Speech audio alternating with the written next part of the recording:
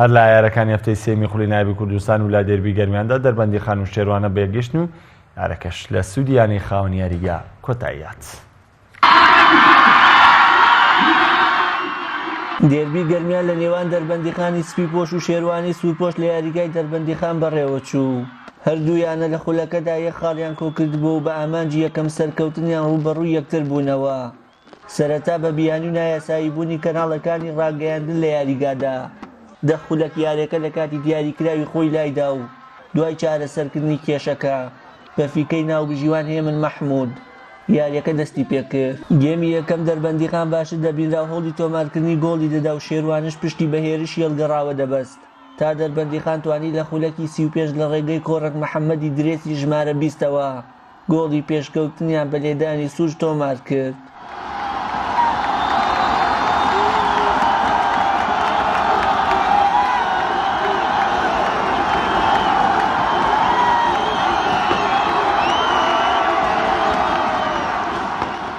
کوڕانی شێروانە هەرزوو پلانی بەرگریان گۆڕی بۆ هێرشکردن و چەندین هێرشیان کردە سەر گۆڵی خاوەن یاریگا، بەڵام گێمی یەکەمی یاری هەر بەو ئەنجامە کۆتایی هات. گێمی دووەمی یاری دەربەندیخان بە بەرگریکردن و پارێزگاریکردن لە تاقە گۆڵەکەیان هاتنە ناو یاریگا و شێروانش بە ئامانجی یەکسانکردنەوە، بەڵام هەژار ئەحمەد گۆڵپارێزی یانەی دەربەندیخان سەرجەم هێرش و هەوڵەکانی هێرشبەرانی یانی سوورپۆشەکەی پوچەڵ کردەوە و یاریەکە هەر بەو ئەنجامە و بە سوودی خاوەن یاریگا کۆتایی هات. دیارێن ئێستا ئێمە لە جیاواز دیارەکانی تر ئەبینی یاریزانی لاو لە پێکاتەکەمانە زیاترە، ئەویش هۆکارێکە بۆ ئەنجامەکانمان خراپ بێ بۆ تایەزانی خەیرانی دارایی ماوەی چەند ساڵێکە کاریگەری زیاتر لەسەر یانەکان بۆ بەتایبەتی یانەی شێروانە. ئێمە ئومێد دەکەین بۆ ساڵەکە بۆ یارەکانی ئایندا و ساڵی ئایندا ئەم لاوانە پێ بگەین. ئێمە ئەوێنە یاریزە خاوەنی یاریزانی خۆماڵی خۆمان ئینشاڵڵا بۆ یارەکانی داهاتوو ئێمە چی بۆ پیلان چی بۆ یاریزانەکان گۆڕانکاریێکی باشمان داباوە.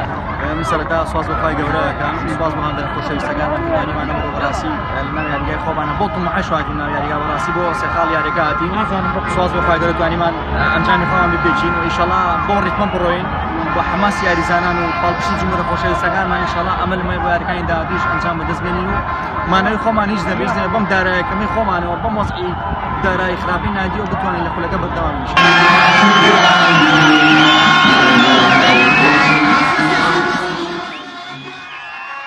بەم پێش دەربەندیخان خاڵەکانی بۆ 4 خاڵ بەرز کردەوە و ئامانجیشیانە لە ناو کێبڕکەی خولی نایابدا بمێننەوە و شیار محەممەد کەناڵی ئاسمانی پەیام دەربەندیخان.